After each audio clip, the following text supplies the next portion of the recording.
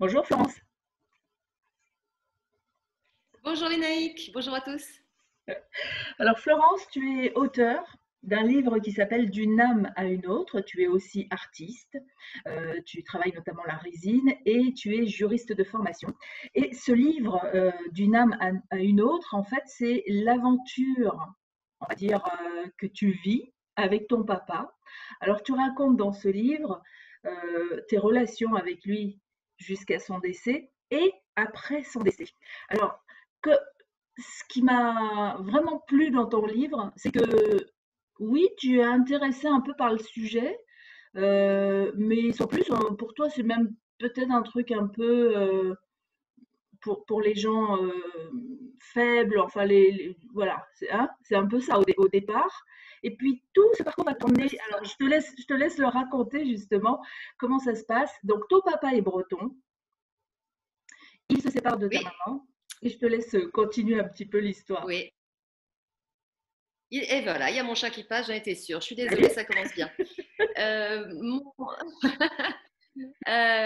oui, bon, quand je suis née, évidemment, j'étais une enfant attendue, donc très bien, jusque-là tout va bien. Je suis fille unique du côté de mon papa. Et ça s'est très bien passé jusqu'à l'adolescence. J'étais une petite fille sans aucun problème de relation avec lui.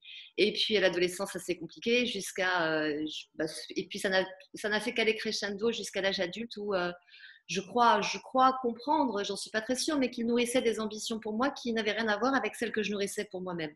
Donc nos relations se sont détériorées jusqu'à un point de non-retour. Et puis pendant 13 ans, on a vécu une rupture totale.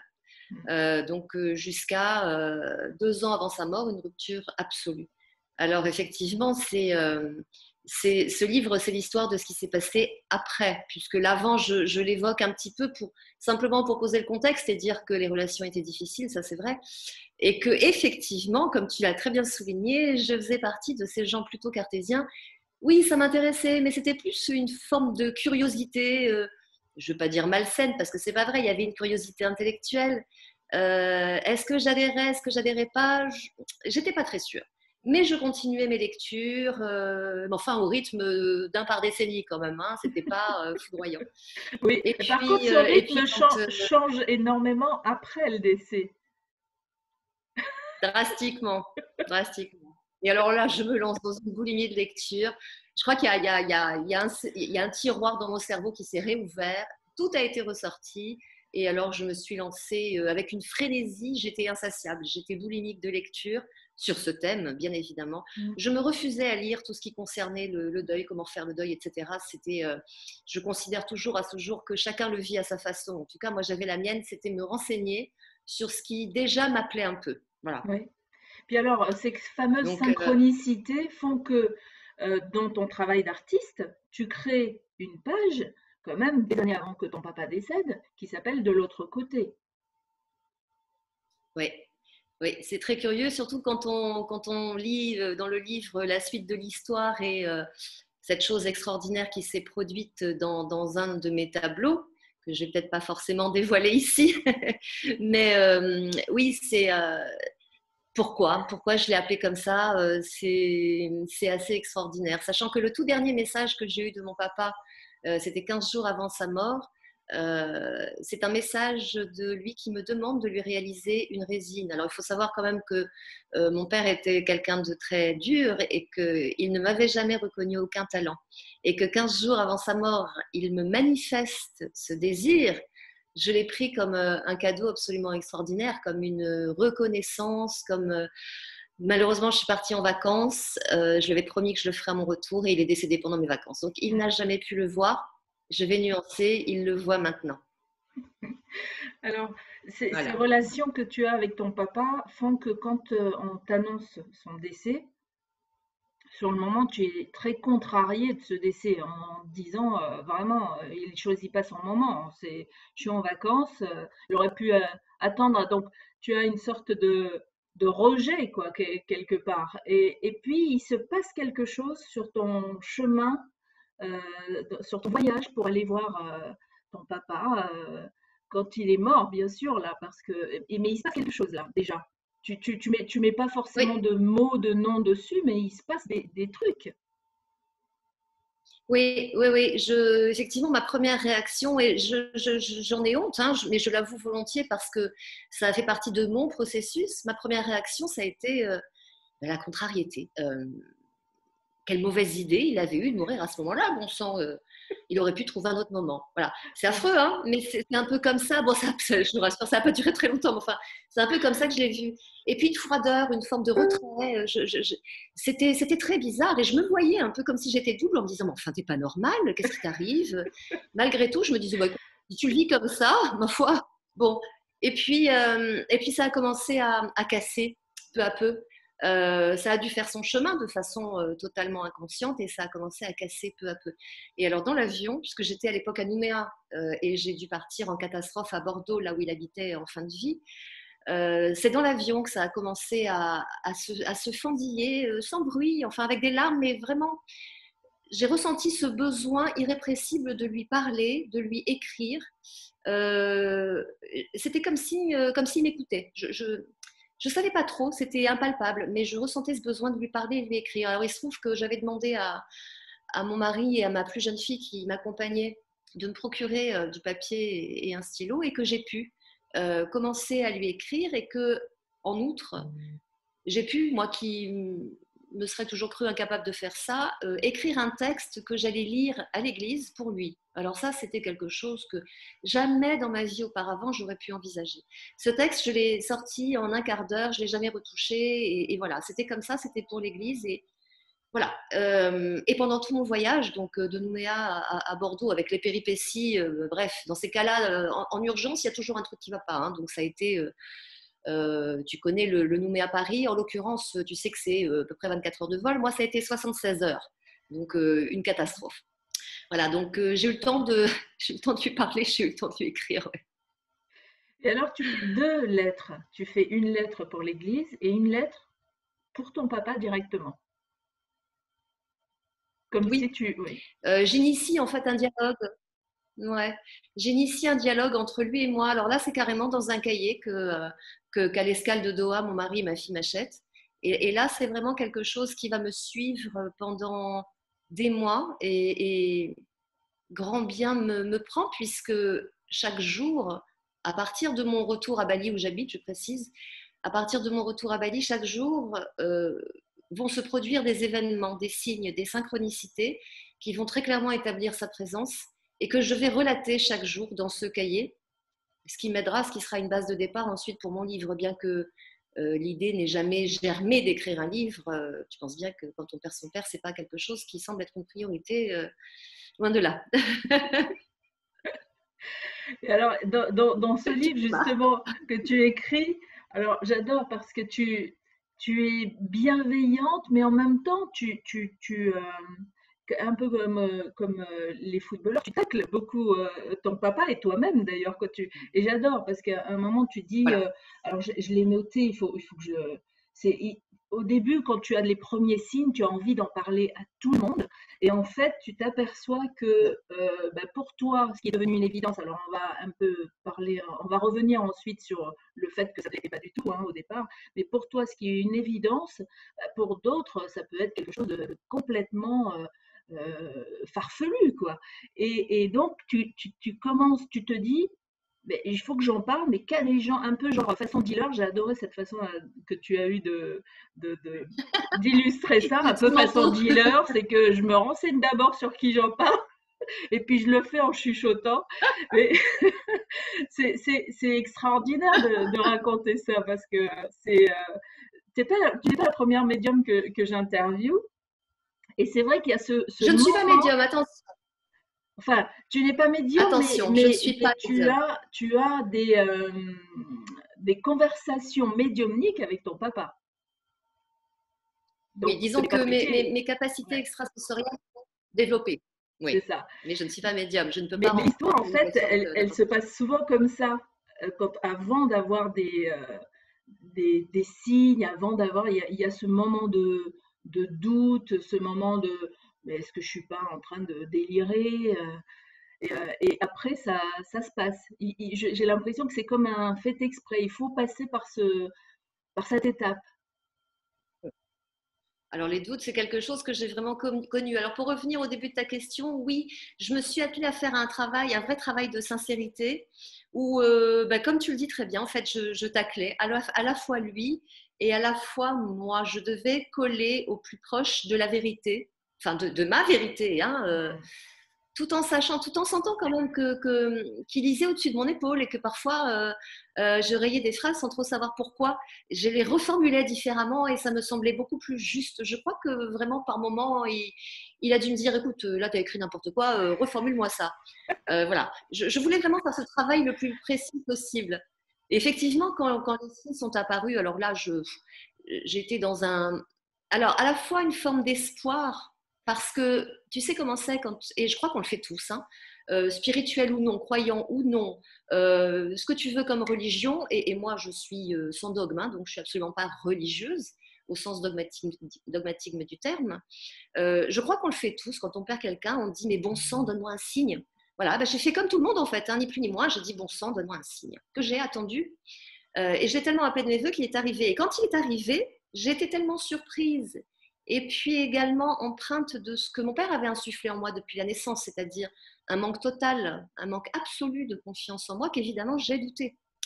Donc c'était pas possible que je reçoive un signe en fait. Je l'avais demandé, mais c'était pas possible que je le reçoive. C'était quelque chose que je fantasmais. Donc bon, plus une formation cartésienne, plus à côté de moi mon mari qui est extrêmement cartésien aussi. Et c'est lui qui m'a dit, c'est mon mari qui m'a dit, qui m'a rassuré, qui m'a dit, mais le voilà ton premier signe.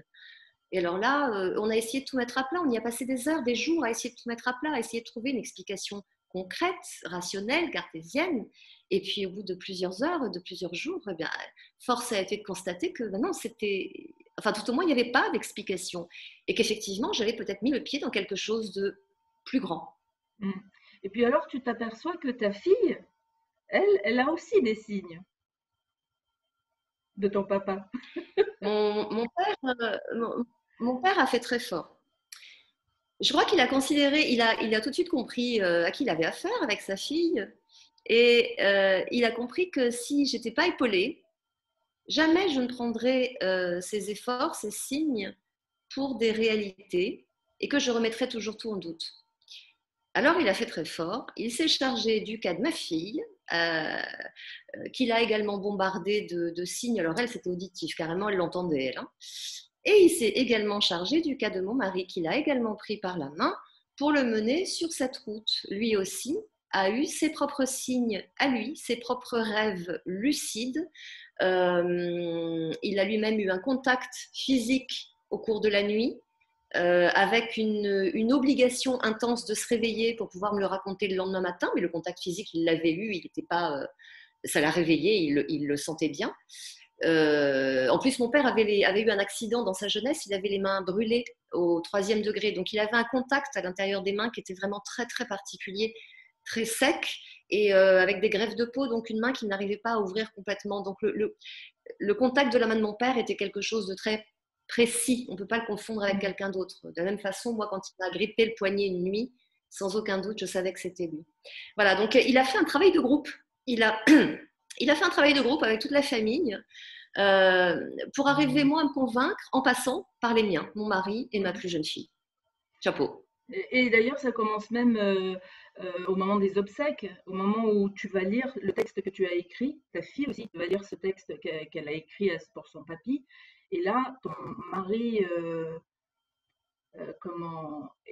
À ce est moment-là, submergé par les émotions, alors que toutes les deux, vous êtes voilà, plutôt sereines à ce moment-là, comme s'il y avait eu un voilà. transfert.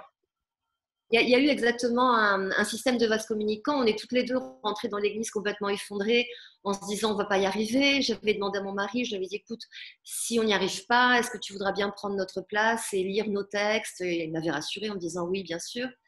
Et on était toutes les deux vraiment effondrées. Et au moment où le diacre m'a appelée sur l'estrade pour que j'aille lire mon texte, à ce moment-là, je me suis levée, tout s'est arrêté net et c'est mon mari qui a tout récupéré. Mais de façon instantanée, et pour lui et pour moi. J'ai pu monter sur l'estrade de façon froide et détachée.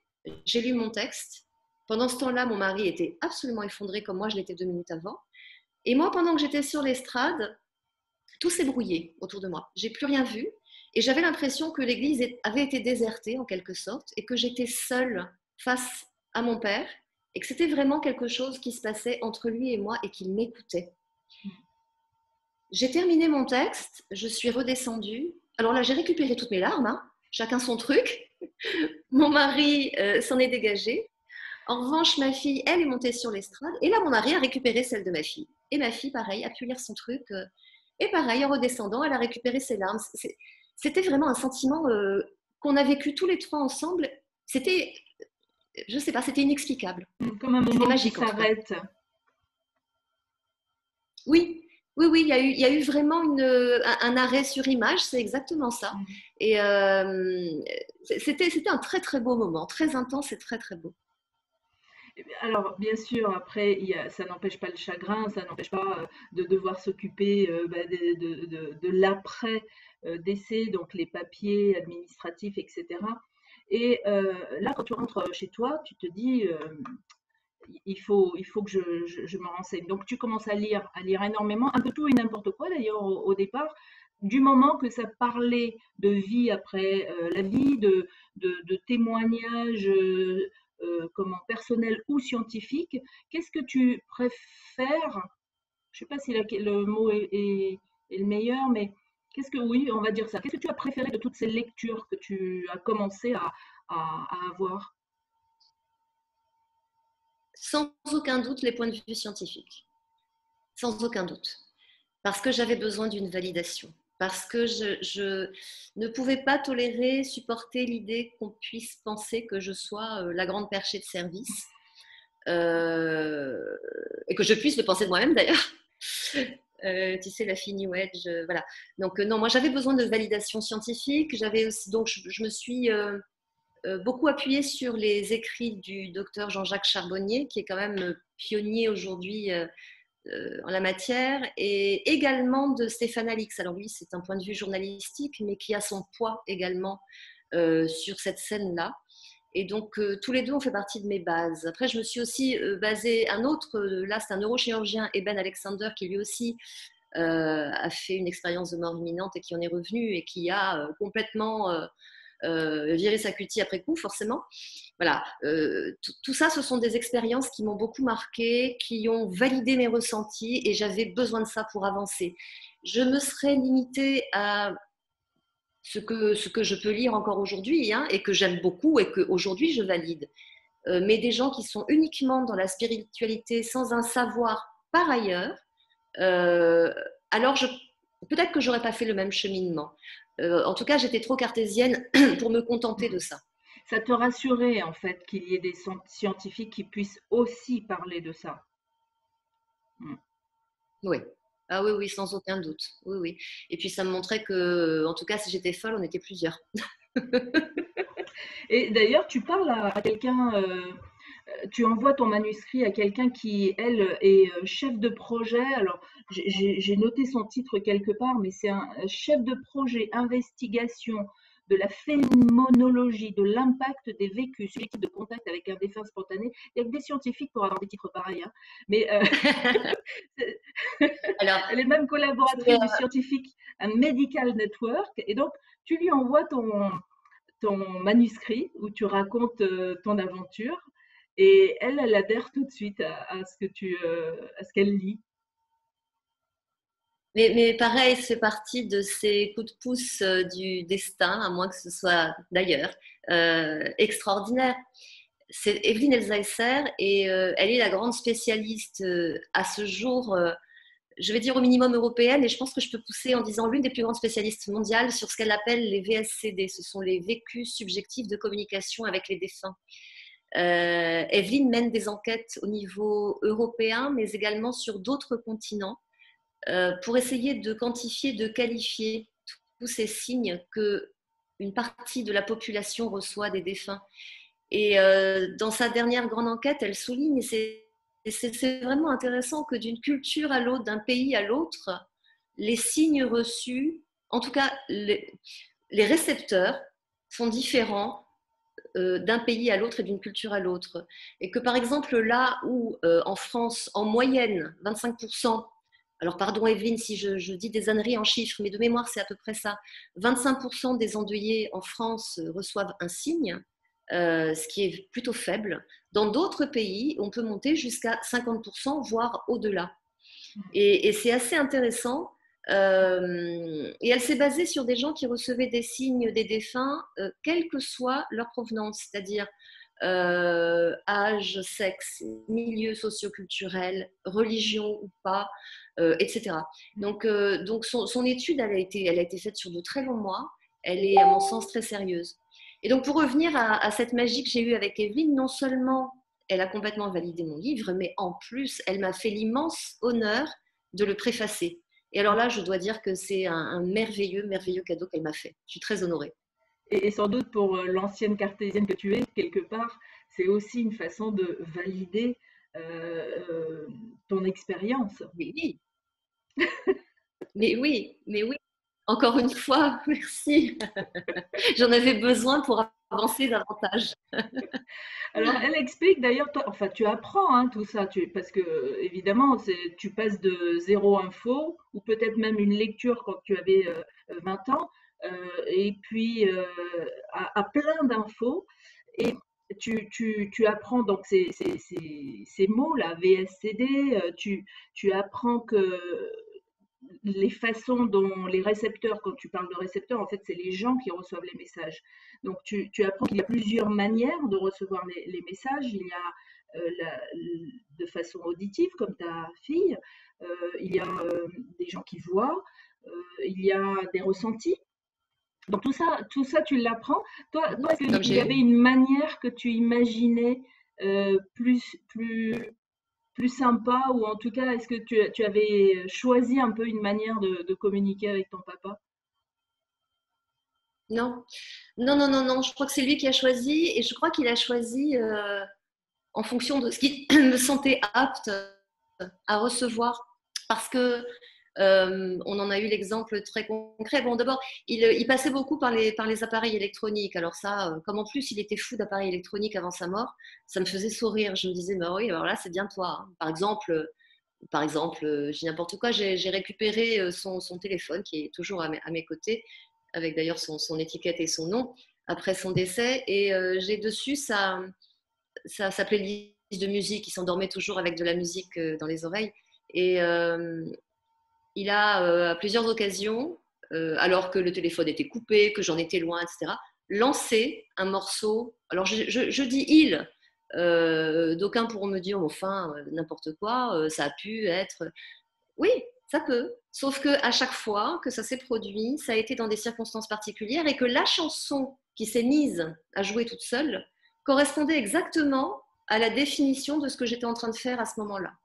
Donc, il y a une forme de hasard que moi, je nomme plus du hasard, du coup. Hein. Avec tout ce que j'ai vécu, pour moi, il n'y a plus du tout de hasard. Il n'y a que des rendez-vous, comme disait Paul Éluard. Mais je ne peux plus aujourd'hui mettre en doute la véracité de tous ces signes et leur provenance. Donc, il y a eu beaucoup ça. Il y a eu aussi, moi, j'ai eu le contact physique. J'ai eu également l'énergie, euh, l'énergie de mon père qui m'a entièrement pénétrée à plusieurs reprises, où je me sentais dépossédée. Comment expliquer ça? C'est pas toujours facile à expliquer. Dépossédée de mon énergie à moi, ou alors plutôt au contraire, une énergie collée à une autre, doublée en quelque sorte. L'énergie de mon père prenait possession de moi. À aucun moment, je ne ressentais ni désagrément, ni peur, ni quoi que ce soit. Au contraire, c'était une dose d'amour absolument incroyable. Et à chaque fois que ça s'est produit, les lumières autour de moi ont vacillé très très fort. Et dès que l'énergie est repartie, les lumières ont repris normalement. Donc il y a eu ça, il y en a tellement eu. J'ai été bombardée pendant une bonne année. Des messages sur mon téléphone, des appels. Je passais des appels à des gens.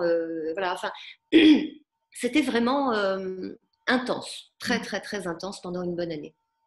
Et est-ce que justement, comme le premier signe, c'est un appel téléphonique en pleine nuit, un peintre qui devait te fournir de la peinture, tu y vois comme un signe, comme la demande de ton papa de te faire cette œuvre que tu n'as pas eu le temps de faire d'ailleurs. Est-ce que depuis, tu l'as réalisé? Oui, Oui, oui, je l'ai réalisé. Je l'ai je l'ai réalisé et mon papa est apparu dans ma peinture. Donc, euh, donc c'est quelque chose d'absolument incroyable, surtout que quand on connaît un peu ce médium qu'est la résine, euh, on sait qu'il est impossible, je mets quiconque au défi de le faire, mais c'est une vérité, il est impossible de faire du figuratif avec de la résine. C'est forcément de l'abstrait et personne ne peut rien faire de concret avec ça. Et bien dans le tableau que j'ai fait, le visage de mon père est apparu avec une telle netteté que c'est comme si une photo s'était glissée derrière. Imprimé quoi dedans. Euh, voilà, voilà. Donc des choses comme ça, on peut dire ce qu'on veut, on peut réfléchir dans tous les sens, il n'y a aucune explication, il n'y en a aucune. Enfin, en tout cas, moi, j'en vois qu'une. Maintenant, peut-être que des gens diront c'est du hasard, c'est encore une fois avec la résine, c'est impossible. Donc, écrivez-moi, dites-moi ce que c'est. Qui a la vérité en fait? On ne sait pas trop, hein. En tout cas, Personne, personne. tu vis à chaque fois ouais, comme ça, un état de plénitude, tu le racontes bien dans ton livre. Euh, de toutes les lectures que tu as faites, tu deviens un peu, tu arrives maintenant à voir qui est complètement farfelu, et puis tu passes à d'autres lectures ou Ouais. d'autres vidéos où là, vraiment, il y a quelque chose qui t'appelle, qui t'intéresse. Pour des gens qui seraient intéressés justement par avoir une communication avec un être cher de l'autre côté ou en haut, enfin peu importe où on le situe, est-ce que tu aurais une, un conseil de lecture ou un conseil de vidéo parce que tu en as vu tellement. Alors, en conseil de lecture, ce serait très clairement ce que je t'ai dit tout à l'heure. Ça serait probablement Cette chose de Jean-Jacques Charbonnier et ensuite Le Test de Stéphane Alix. Voilà, ce seraient les deux bouquins qui sont, à mon sens, un excellent point de départ. Encore une fois, parce que on a dans ces livres la validation, non pas d'un esprit supérieur, non que je considère que les médecins savent mieux que nous, etc. Mais justement, c'est parce que justement les médecins sont si souvent contre, enfin tout au moins tellement dans leur dogme scientifique et ne voulant pas s'en éloigner, qu'il est bon parfois de recueillir des points de vue différents, malgré le fait qu'il soit extrêmement scientifique. Hein. Il est médecin anesthésiste réanimateur, reconnu dans sa profession. Donc voilà, moi, c'est quelque chose qui m'a rassurée et je cherchais ça en point de départ. Donc vraiment, je conseille vivement ces deux livres pour démarrer. Maintenant, en termes de vidéo, le conseil que je donnerais, je crois que ça serait de... Finalement, ma démarche, elle n'a pas été si mal que ça de partir dans tous les sens dans les vidéos parce que j'ai l'impression que chacun a une approche personnelle et que chacun doit se faire une idée de ce qu'il y a et de ce qu'il n'y a pas. Euh, et ceux qui me paraissent farfelus à moi, peut-être auront du sens pour quelqu'un d'autre. Je crois pas, tu l'as dit tout à l'heure, je crois pas qu'il y ait de vérité absolue. Je crois que chacun trouve sa réponse dans quelque chose ou quelqu'un à un instant T, en fait. Alors moi, je sais ce qui me convient et ce qui me convient pas, mais c'est pas forcément valable pour tout le monde. Donc j'invite tout le monde à continuer comme ça, à fouiller sur YouTube. Il y a des trucs vraiment bien. Oui, c'est vrai. Bah, notre interview, par exemple. Non, mais tu as raison. De toute façon, on prend, quoi que l'on lise ou que l'on voit ou que l'on écoute, on va prendre ce qui nous intéresse et ce qui nous fait vibrer. Et quelque Oui. part, le reste qui aura moins d'importance va passer. Donc, oui, c'est bien de le rappeler comme ça. Est-ce qu'aujourd'hui, tu as encore des communications avec ton papa? Alors, oui et non. Non, parce qu'il s'est éloigné par besoin pour lui. Parce que, bon, pour synthétiser, euh, les défunts restent près de nous quand ils sentent qu'on en a besoin. En ce qui me concerne, si tu me permets hein, de Mhm. revenir un tout petit peu au moment de son décès, hein, euh, quand il est parti, et au moment où où la nouvelle m'a percutée en fait, et où je me suis effondrée, je me suis effondrée principalement parce que je me disais, c'était pas le manque de mon père, puisque finalement, moi, mon père, je l'avais jamais eu ou presque. C'était le manque de cette relation fantasmée que je n'avais jamais eue en fait. que j'avais rêvé d'avoir, que j'avais fantasmé toute ma vie. Et là, je me suis retrouvée devant le vide, ce que je pensais être le vide absolu, puisque après la mort, il n'y avait rien, même si j'avais quand même fait quelques lectures, mais malgré tout, je n'étais pas convaincue. Après la mort, il n'y avait rien, et donc c'était fini, c'était définitif. Et en fait, j'ai basculé. Mon père a voulu réparer toutes ces erreurs. Il a voulu me prendre par la main, m'exprimer ses excuses, m'exprimer ses regrets profonds. Et lui aussi était dans la souffrance. J'étais pas la seule à y être. Il était dans la souffrance. Il avait besoin que je lui accorde mon pardon. Ce que, bien entendu, j'ai fait immédiatement. De toute façon, moi, je ressentais ce besoin également. Il a eu besoin également de m'aider à me reconstruire, et j'irais même encore plus loin, de m'aider à me construire, dans la mesure où il avait passé une vie entière, inconsciemment, hein, je ne veux pas l'accabler comme ça, je passe pour un monstre, c'est pas du tout ça. Il a passé une vie inconsciemment, à cause de ses propres blessures, à me faire du mal et à me saboter. Donc, je n'avais pas pu réaliser mes rêves, je n'avais pas pu prendre l'ampleur que j'aurais souhaité prendre, je n'étais pas conforme à ses rêves, et pour moi, c'était blessant.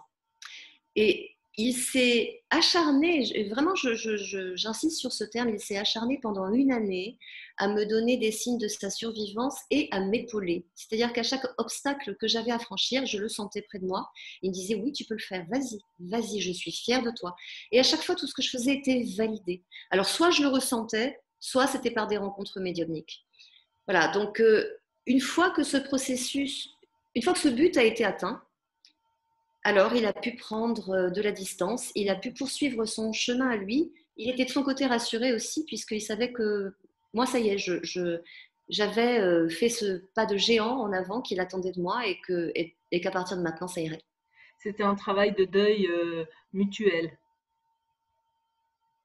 Absolument, c'est exactement ça. Ça a été vraiment du travail d'équipe, main dans la main, lui et moi. Et avec ta fille, est-ce que c'est pareil? Est-ce que les communications avec son papy ont cessé aussi, ou en tout cas se sont espacées de la même manière? Oui, oui, oui, oui. Je pense que parfois, elle doit avoir encore un rêve ou deux, mais c'est un peu différent parce que ma fille, comme je suis restée fâchée 15 ans avec mon père, et que bah, ma fille, elle l'a connu que 2 ans dans sa vie, donc c'est pas, la relation n'était pas aussi profonde que ce qu'elle aurait dû être, malheureusement. Donc c'est un peu plus normal qu'il se soit éloigné de ma fille plus rapidement. En revanche, près de moi, il est resté un bon moment. Il continue à être là parfois, hein, quand j'ai besoin de lui, en cas de coup de pompe, de doute. Il continue à être là, malgré tout. Mais j'essaie de ne pas trop le Ouais. solliciter, de laisser Tu dis tranquille. que ton père, en fait, t'a poussé vers la spiritualité. Oui, oui. Alors qu'il était athée, il aurait bouffé du curé s'il avait pu. Enfin, un type redoutable. Et oui, il m'a poussée vers la spiritualité. Enfin, c'est complètement dingue. Je pense pas que j'y serais allée comme ça. Je crois vraiment on m'a mis le nez dedans, quoi. Je suis persuadée. Et puis alors, moi et mon mari. Et puis alors, si tu connaissais mon mari, tu verrais que la cause n'était pas gagnée, hein. Euh, et pourtant, et pourtant. Alors, qu'est-ce qui a radicalement changé entre le avant et le aujourd'hui? Dans ta façon Pour moi, de tu voir veux la dire, vie, dans oui. notre. Ouais. Ah oui. Oui, alors oui, c'est radical comme changement. Euh, la notion de l'essentiel. C'est-à-dire que les futilités maintenant, bien que je reste complètement ancrée dans ma vie, et que oui, j'aime toujours autant voir mes amis, faire la fête, je sais pas, n'importe quoi, aller au resto, bien sûr, mais je sais maintenant ce qui est du domaine du futile et du domaine de l'essentiel. La bienveillance.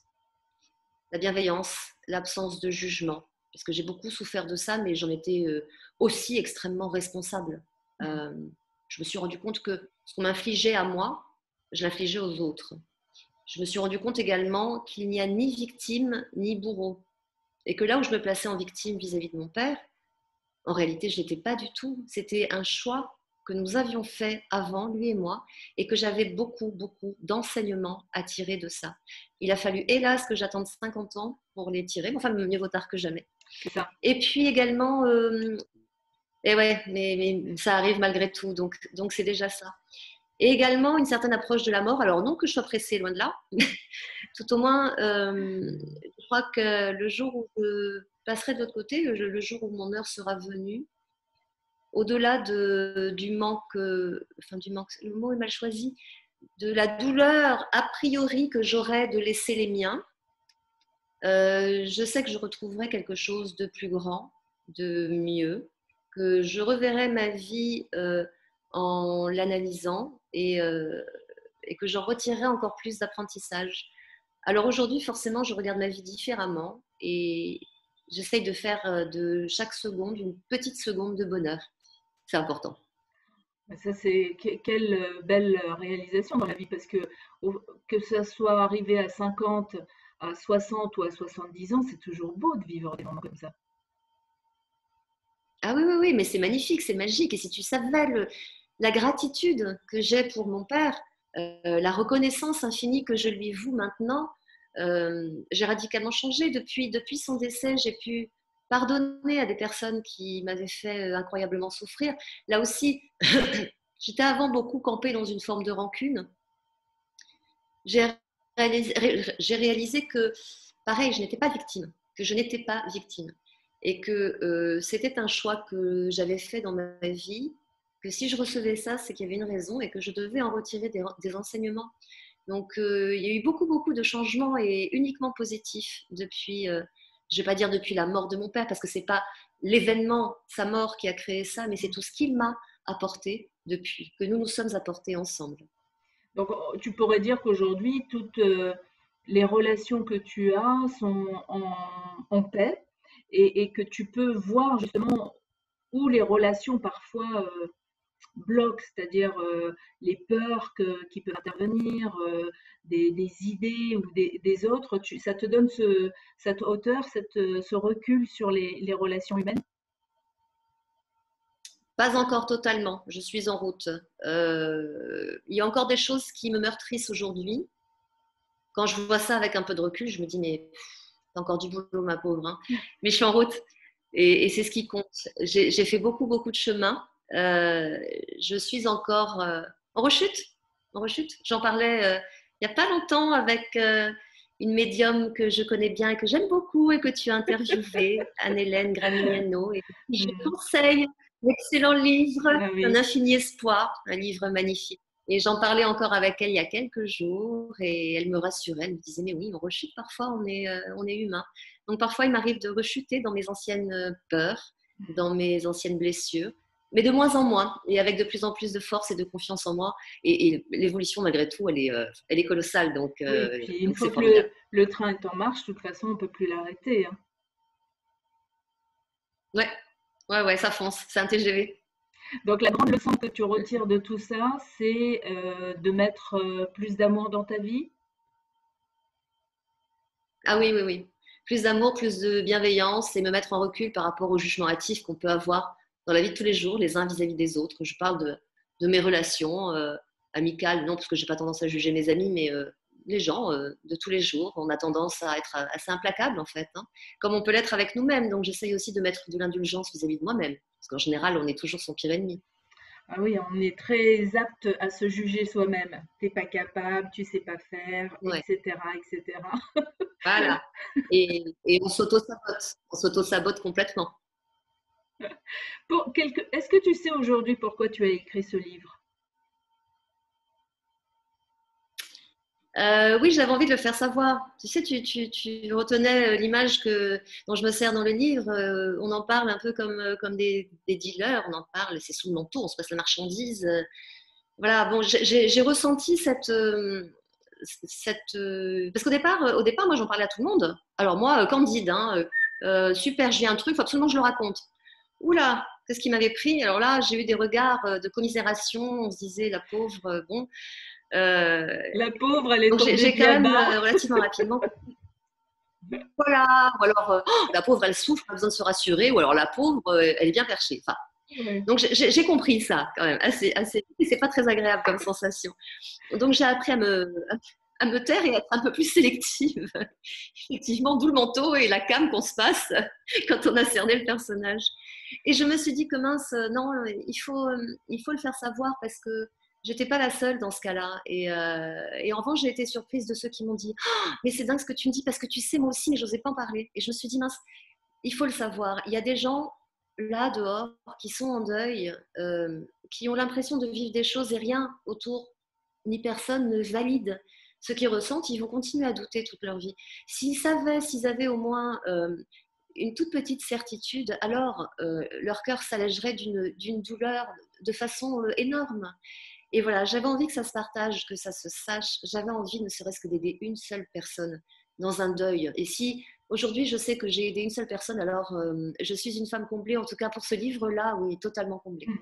Oui, parce que c'est vrai qu'il y a cette notion de, oui, on peut ressentir quelque chose, on peut entendre des choses, on peut sentir quelque chose, mais on n'a pas le mode d'emploi pour accueillir ces phénomènes. Et quelque part, une lecture de ton livre peut se dire, ah, ben ça, ah, donc j'ai pas rêvé, ou ah, il y a vraiment un truc, il y a une piste, il y a une piste que je peux suivre. Mm. Exactement. Et alors en plus dans mon cas, donc ce qui peut être le cas de nombreuses personnes également, moi j'avais une relation souffrante avec mon père. Donc bien évidemment, la première réaction c'est de se dire, bah, de toute façon, s'il y en a bien une à qui il donnera pas signe, c'est moi. Mon livre c'est aussi un témoignage pour dire, rien ne s'arrête à la mort, tout continue. Tout continue. Et le désespoir qui m'a envahi au moment où j'ai enfin percuté, où je me suis dit, ça y est, c'est fini, ce désespoir-là, il a réussi à le lever. Donc, même après la mort, dans une relation souffrante, une réparation est possible. Et c'est ça qui est magique. C'est ça qui est complètement magique et que aussi j'avais envie de partager. Oui, ça c'est très chouette parce que dans toutes les familles, il y a des histoires comme ça. Moi, j'ai eu la chance d'accompagner mon papa jusqu'à son décès. Ma maman, bah, elle était loin, elle était à Tahiti, donc je n'étais pas là au moment de son décès. Et c'est vrai que parfois on peut se dire, ah, il y a comme un truc qui s'est pas, on n'a pas pu se dire au revoir, ou on n'a peut-être pas pu se dire ci ou ça. Et par contre, est-ce que tu penses que tout le monde peut avoir des signes, enfin, non, pas des signes, c'est pas les signes. Des signes, on peut les en recevoir tout le temps, mais est-ce que tu penses que c'est de la capacité de tout le monde de les recevoir, de les voir? Dans l'absolu, oui. Mais après, tout dépend du système de croyance sur lequel tu bases ta vie. Des gens qui sont extrêmement cartésiens vont passer à côté de quelque chose. Et j'ai un cas qui est très, très, très, très proche. C'est la femme de mon papa, sa femme depuis 43 ans. Je suis persuadée que mon père n'est pas parti comme ça en la laissant. J'en suis même certaine. Mais elle était dans une telle douleur, dans un tel manque, et elle aussi, 43 ans de vie commune avec lui, donc extrêmement cartésienne elle aussi, et puis une forme de sentiment d'infériorité également vis-à-vis de lui. Pourquoi il me ferait un signe à moi voilà, je suis certaine qu'elle est passée à côté de nombreux signes et qu'il a dû s'épuiser à lui dire mais je suis là et je me tue à lui dire moi hein. Mais voilà, je crois qu'il y a des gens qui n'ont pas cette la capacité, ils l'ont simplement, c'est le système de croyances qu'ils se sont forgés qui les bloque, qui les empêche. Hmm. Mais alors toi, qu'est-ce qui a fait que la cartésienne que tu étais, et tu avais reçu une éducation comme ça, donc tu n'as même pas été préparée par qui que ce soit, qu'est-ce qui explique que la cartésienne que tu es, et ton mari aussi d'ailleurs, euh, vous avez pu passer le cap de OK, je m'ouvre à autre chose, je ne sais pas ce qu'est ce autre chose, mais allez, j'y vais, je fonce. C'est difficile de répondre à cette question parce qu'on ne se couche pas un soir cartésien et on ne se lève pas le lendemain matin plus. C'est un process qui est progressif en fait. Mais je crois qu'on a eu une telle accumulation de signes. Euh, Certains peuvent paraître contestables. Je ne le nie pas d'ailleurs, hein, à chaque fois dans mon livre, quand j'en cite un, d'ailleurs, je cherche à convaincre personne, hein, que les choses soient claires. Je raconte mon histoire et mon ressenti. Mais pour certains autres, alors là, on a beau faire, on a beau dire, on tourne dans tous les sens, on détricote l'histoire, on la refait, on la met à plat. Il n'y a pas d'explication, il n'y en a pas, il n'y en a pas. Il y en a pas. Donc, un signe comme ça, et puis deux, puis trois, puis une dizaine, et là, on se dit, bon.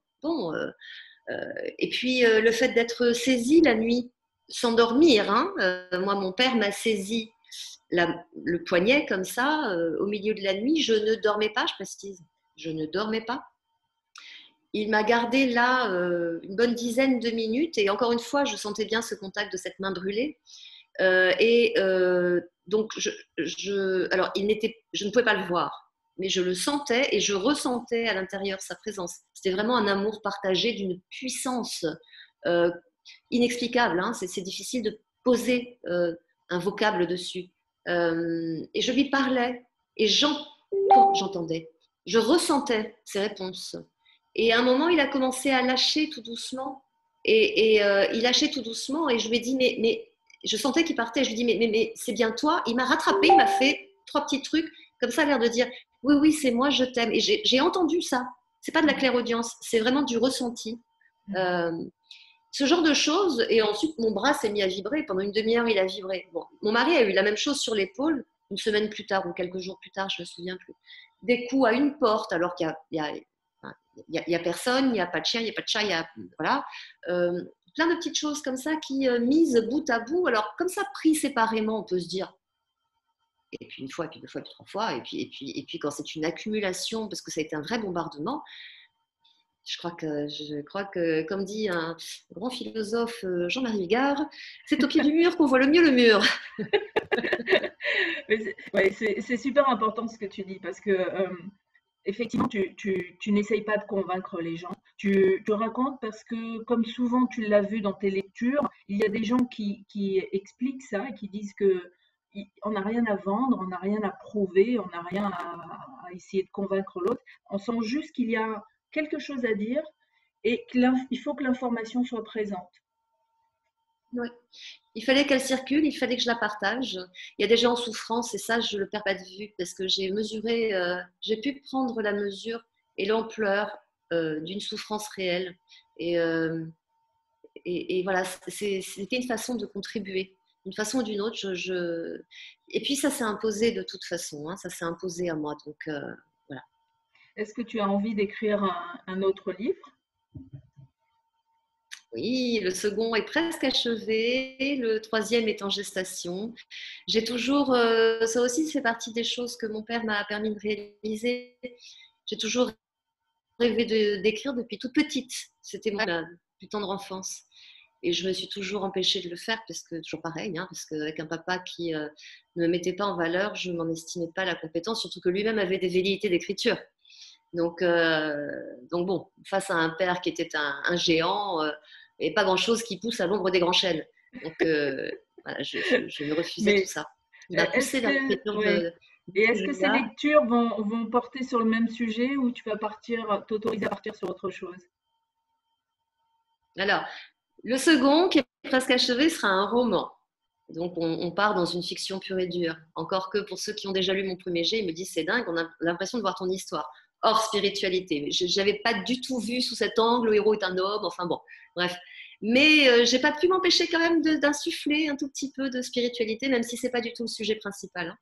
Et le troisième devrait peut-être plus revenir sur le même sujet. Enfin, j'ai plein d'idées. Donc voilà, chaque chose en son temps. D'abord le numéro 2, et puis ensuite on verra.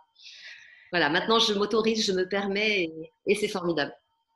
Une dernière question par rapport au livre D'une âme à une autre.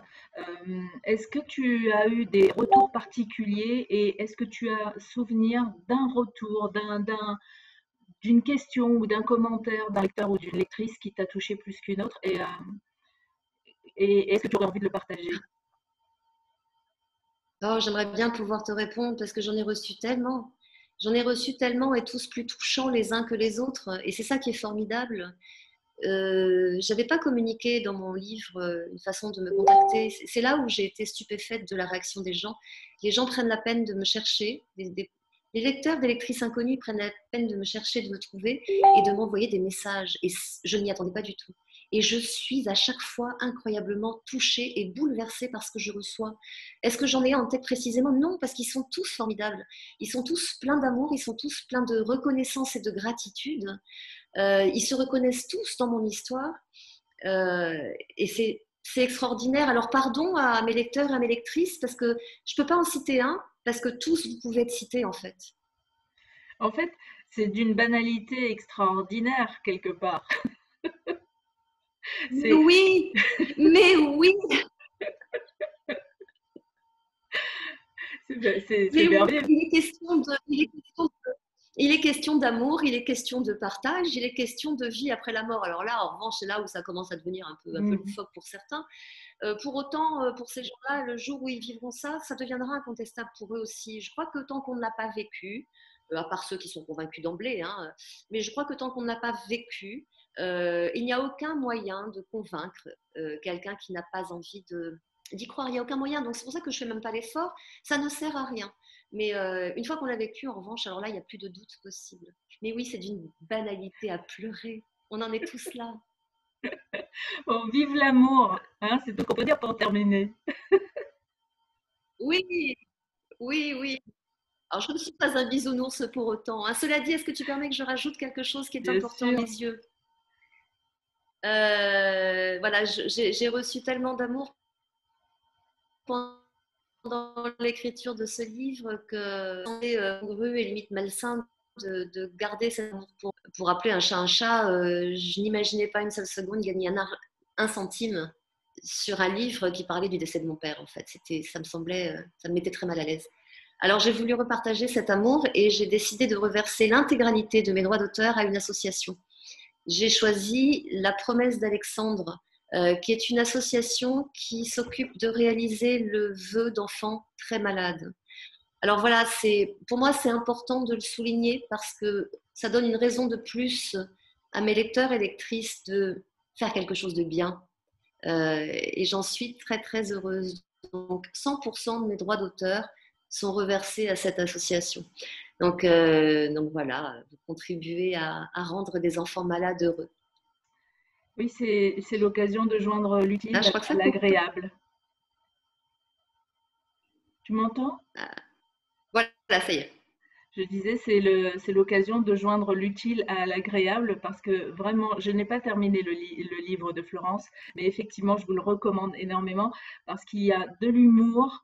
J'ai versé une petite larme au tout début, mais la plupart des chapitres qui ont suivi, j'ai beaucoup ri parce qu'il y a une tendresse aussi que l'on sent à travers les mots, des tacles, comme les gens aiment bien, voilà, donc ça se lit, c'est du nectar. Donc merci pour ce cadeau, Florence, ce cadeau du livre, puis ce cadeau Merci, de ta présence merci à toi. aujourd'hui.